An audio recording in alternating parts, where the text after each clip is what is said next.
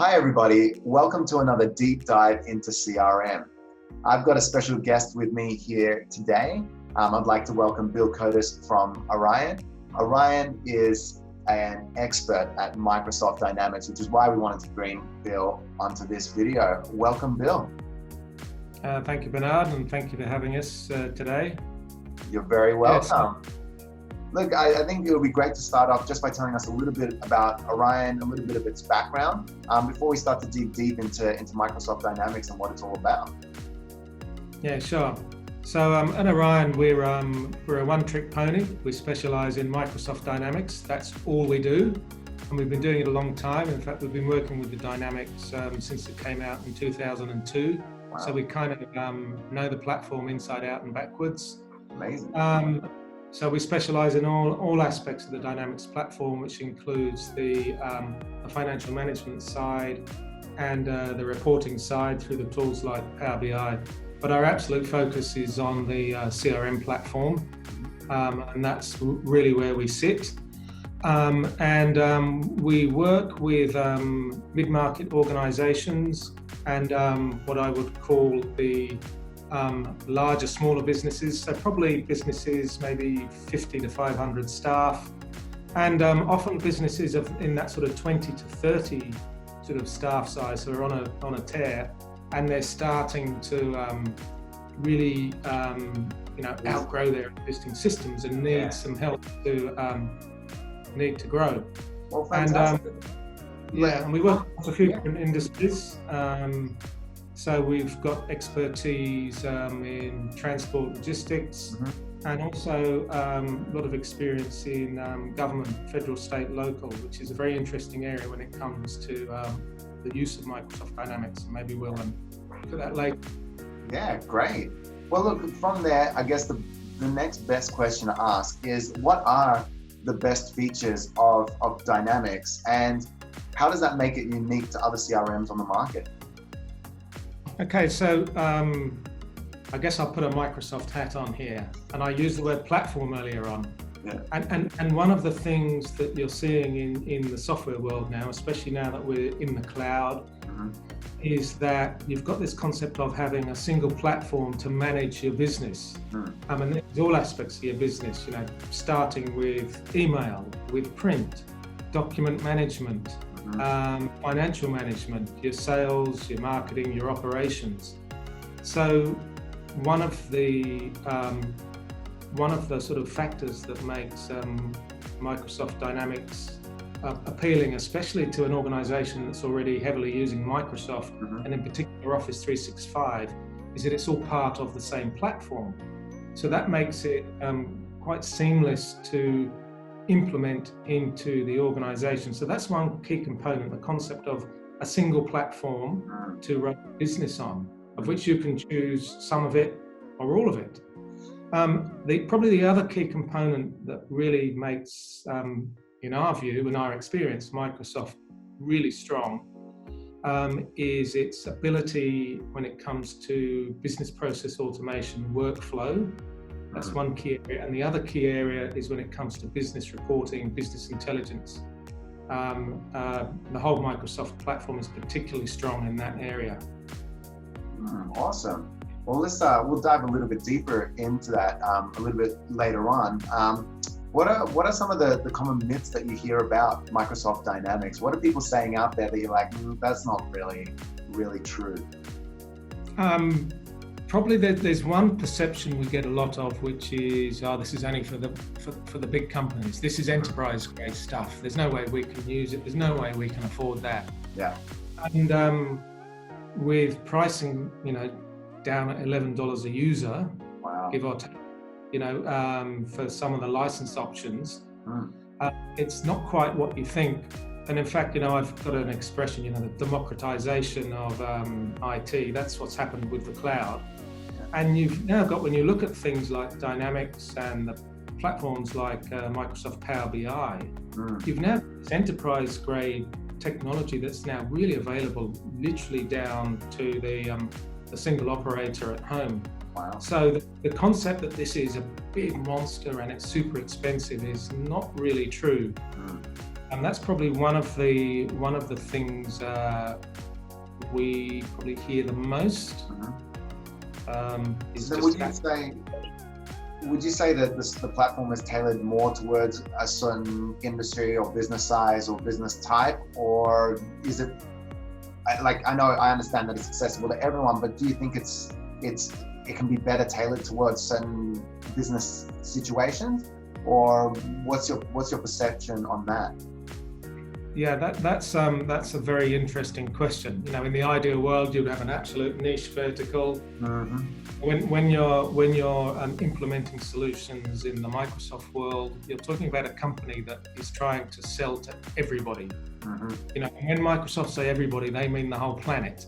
So therein lies one of the challenges of how do you take something that is so widely and universally being marketed by the provider, Microsoft, and sort of bring it back to something a bit more meaningful. So I think rather than industries, it's probably, I'd look at it in terms of workloads. What workloads are more suitable for the Microsoft platform?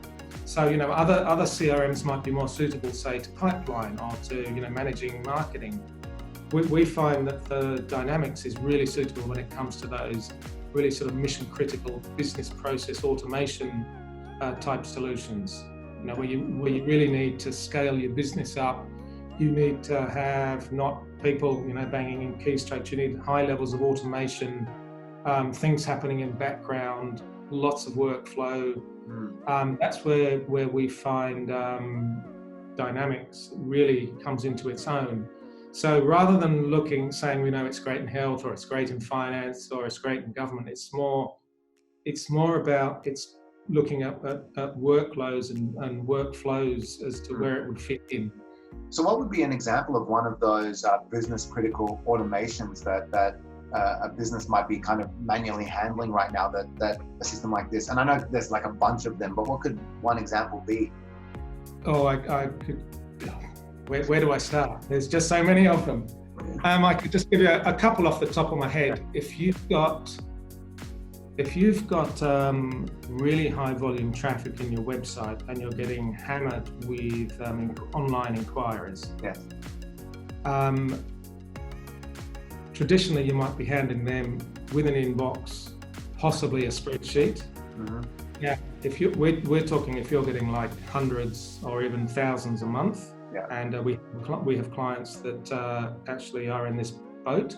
And if you've got different teams handling different types of inquiries, and you need to get those inquiries to those people super fast, like real time, so they can respond to them, as opposed to into the inbox, go through the inbox, put them into a spreadsheet, look at the spreadsheet, how are we going to get them to the correct team member? By the time you've got them to the correct team member, that inquiry is gone.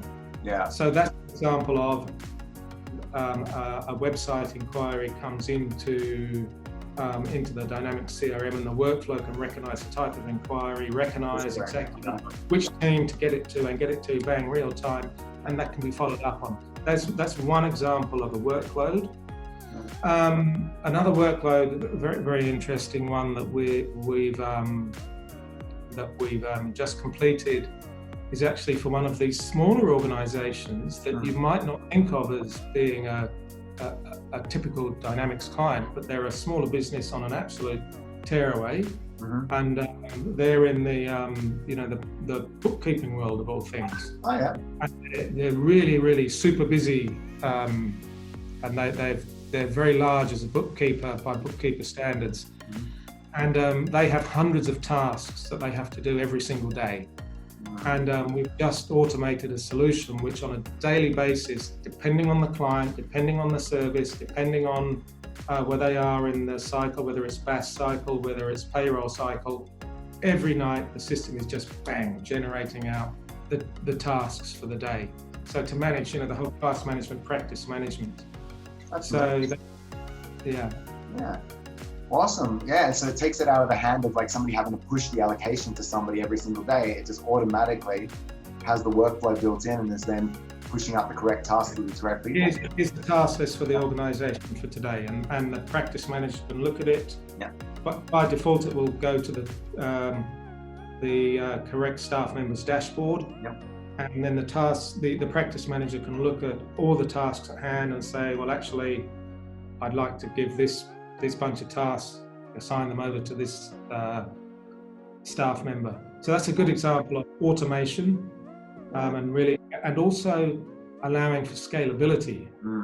So that as more clients come into that business, as more staff members come into that business, the platform can just scale and scale and scale and scale. Yeah, and that's that level of visibility. one of the big things in the Microsoft world, really scalable. Fantastic. Well then, is there anyone that this solution is just not a good fit for? Yes.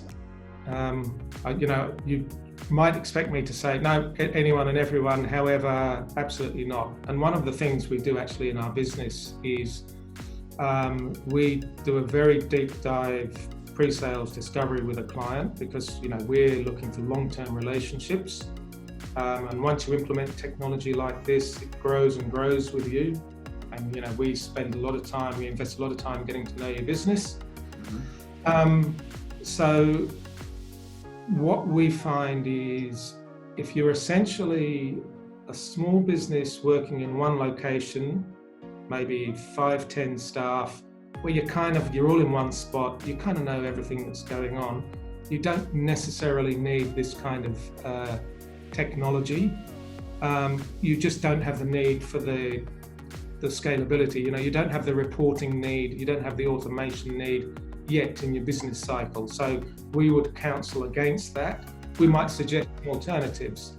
For example, if you just wanted to do pipeline and pipeline only, we might suggest things like your pipe drive.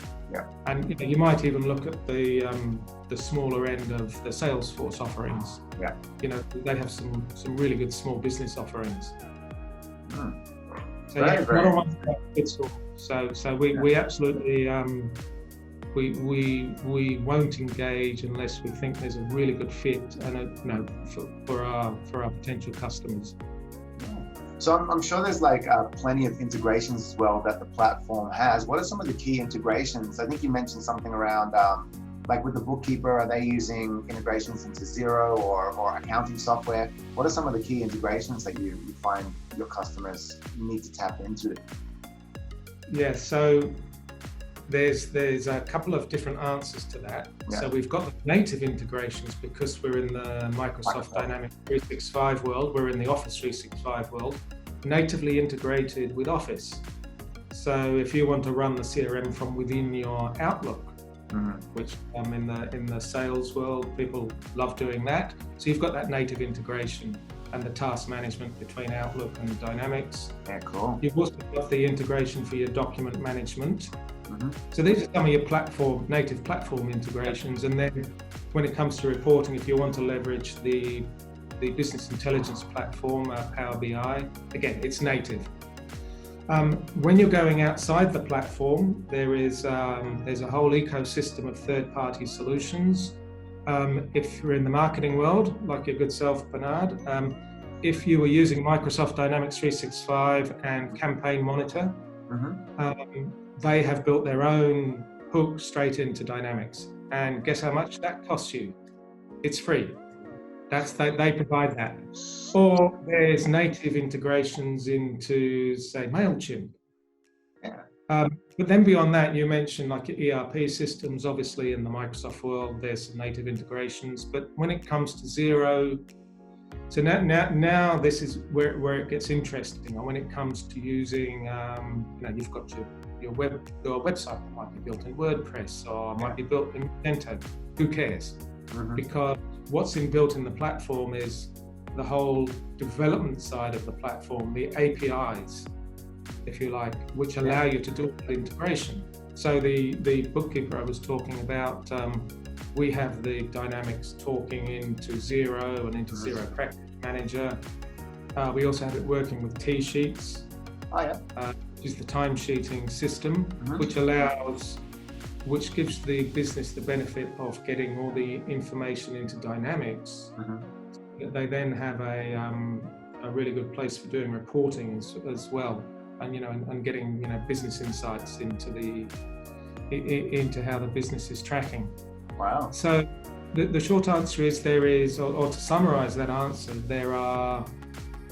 there's a whole ecosystem of ready to go integrations. Some are free, some are paid for, and then there is the ability to do what I call square peg round hole. You can integrate anything with anything. When you've got your systems with your APIs. So this is getting into sort of a bit of another sort of level of implementation of these kind of solutions. Yeah, and it then really does become that like one center where you can manage essentially all the business processes, which is kind of what you were saying at the beginning. Yeah, and now we're a long way from what people traditionally think of a CRM as. People I think pipeline. Yeah. And I think I've mentioned pipeline maybe once in conversation so far. Yeah. So this is really where I think, certainly from our experience, where the Dynamics really comes into its own. Certainly when you're looking in government, for example, they're using it for things like procurement management. There's so many government departments used in. The very first job we ever did in government was around education and teacher registration, accreditation, professional development. Oh, cool. We went on to build the R&D tax concession system, of all things, in Microsoft Dynamics. So it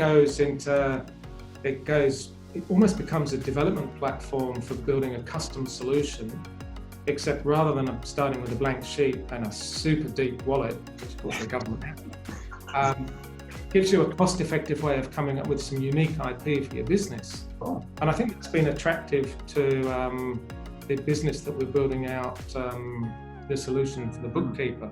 It's a way of getting their own IP to run their business, but without having to spend an absolute fortune. Awesome. So then where does the ballpark pricing kind of sit for this, and maybe highlight the ROI that somebody's kind of gained from implementing one of these systems, if you just got something top of mind? Yeah, look, I think in our world, talking in today's dollars, typically the organization is investing at the low end something in the order of 20,000 Australian dollars as a start point. Yeah. So in a business sense, that's actually not a huge amount of money. Once you go up into government, or New South Wales Uni have a massive implementation done there, not by us,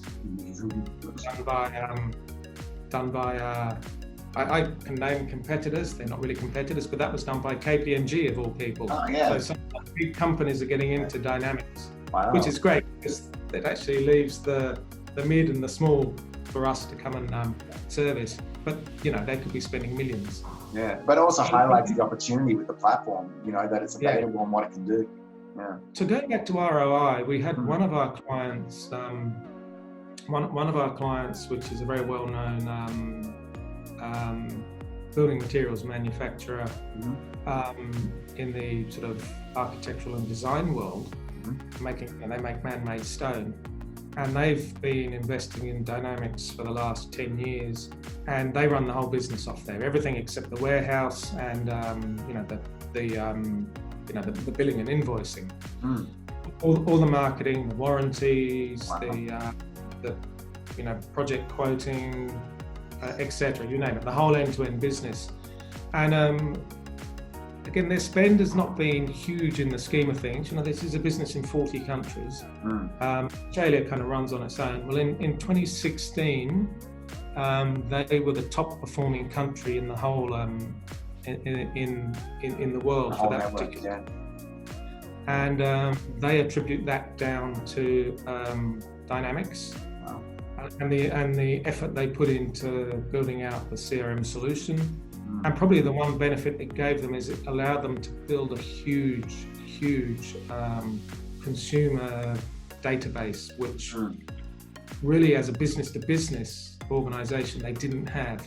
So it allows them to be really proactively marketing back out to end consumers as opposed to their traditional client base, which is business to business, selling to architects, designers, developers. Yeah. So I think that gives you a flavour of ROI. If you want me to go even more granular, they had a process of managing warranties, which were done on paper. Wow. Hard to fathom out in this day and age. Yeah, beautiful forms. I mean, design when I were loving them. Yeah. Forms would be filled in, sent into an office, and then entered into some system sitting over gathering dust. And that was taking 2 staff members full-time, 2 days a week to manage that. That was completely digitized, put on the website, all electronic, running through the dynamics. So, and most importantly, those 2 staff members are now focusing on customer service. Yes, and improving the experience with the brand. Yeah. So then, Absolutely. how long does a system like this typically take to implement? Like, just obviously not the huge implementation, but just to get off the ground and started. How long does it take to get into your business? It depends what you're using it for, but I think to be realistic, you'd probably want to allow anywhere from a 6-week to 3-month implementation cycle to get the thing up and running. You can whack this in on the same day, literally, and just switch it on and use it as is. But typically, if you switch on a platform like this and use it without touching it, you probably won't use it. You're going, what's this about? This is exactly to your business. Yeah. So our engagement is full life cycle. So we're doing the consulting, the analysis, the design, the construct, if you like, to use a building term. Yeah. So you've got that sort of change management bit. You're putting in new systems, even if they're relatively modest. You're still sort of rethinking the way you're working. The technical build is relatively quick. But then the organisation has to maybe roll out, get fresh data into it, and they've got to manage the change in their team, in their staff, do the training, just think about the way they're working. So go through that exercise. And also, we're very agile in the way we implement. So we have a basic framework for a solution and a spec for a job. But within that, it's a very agile process. So you deliver, you get feedback, you make changes. So even the design workshops we do are very interactive. And that's best done when you actually do spread that out over a period of time so people can digest and see the system evolve in real time. Yeah, you can't just do it like in a snap and then get everything right. There's things that you always forget or leave out in the process, and like, oh wait, we've got this singular step that goes in right here. How do we make the system adapt for that? And we see it with the work that we do as well. So many times you build out an entire sitemap or entire plan for implementation of a website, and then all of a sudden somebody goes, oh, but what about access to the client portal? And we're like, what client portal? You guys never told us about the client portal. So you think with what you do, people start, it's one thing to see it in a document but once they start to see it live on the screen, they go, I was actually thinking this. Yes, exactly. So you've got to be, agile is probably an overused word, but it actually comes from the tech world in terms of agile development, which is a particular methodology. Don't want to bore everyone with probably good. In a practical sense, it means that you can see your system unfold in front of your eyes, and you can have input, and your key stakeholders can have input during the build, so that when you come to rolling out, there's no shocks. Or minimal shocks. So if you had that buy-in along the way, it really helps with that change management process. Yeah, definitely. Well, man, this has been absolutely amazing. Some really, really great information, and I'm actually more and more excited about Dynamics now, just listening to you talk about it. Who's some great people that you would love to have a chat with? Who are some industries or types of businesses that you guys like to work with? Yeah, look, we have I mentioned the building materials industry, very sexy. But they, when they have a particular way they work across that industry, they're very much looking to get their products into projects before they're specified. Dynamics is fantastic for that. Yeah, awesome. We've also got some really good expertise in in the transport, logistics, and fuel haulage industry, of all things. Oh, yeah. Like we've just rolled out in Melbourne. And that's very much using the dynamics for incident management, for compliance, for audit, making sure all the drivers and operators are up to speed with their licensing, their training, make sure all the equipment is up to speed. It's very specialized, but there's lots of those kind of logistics, supply chain type companies that could really really benefit from this technology. I've got one that comes to mind right now, actually. Yeah, and I can tell you just a really small thing which we're actually doing as a bit of a favor for someone in this particular environment is we're just doing a solution for a local cafe, of all things. We're kind of doing this in exchange for a few cups of coffee. We help out where we can. And it's just a QR code scan when you come into the shop, and that will basically put the record of who's come into the shop straight into the dynamics. So there's a record, a really strong auditable record of in terms of the COVID compliance. Oh yeah. Yeah. So that you know who's come in and what's the time they were in, so that if you do need, you get a notice to produce. That's fantastic. So that's a bit of a community service we're doing. I was about to say, it's like a little community favor. That's a really good one. Yeah. I love who that. knows? If others want it, we'll probably we'll productize it and roll it out. Yeah. Yeah. I think that sounds great. Well, Bill, this has been an absolutely fantastic conversation. It's been a real pleasure. Thank you so much for giving us your time and sharing all this information. Obviously, look forward to sharing it with you and sharing it with our network as well. And look forward to chatting again soon. Yeah, and thanks so much for having me, Bernard. It's been fantastic. Absolutely. So good luck with everything. It's a great initiative, this. Thanks a lot, mate. Appreciate it. Thanks, Bernard. Thanks a lot.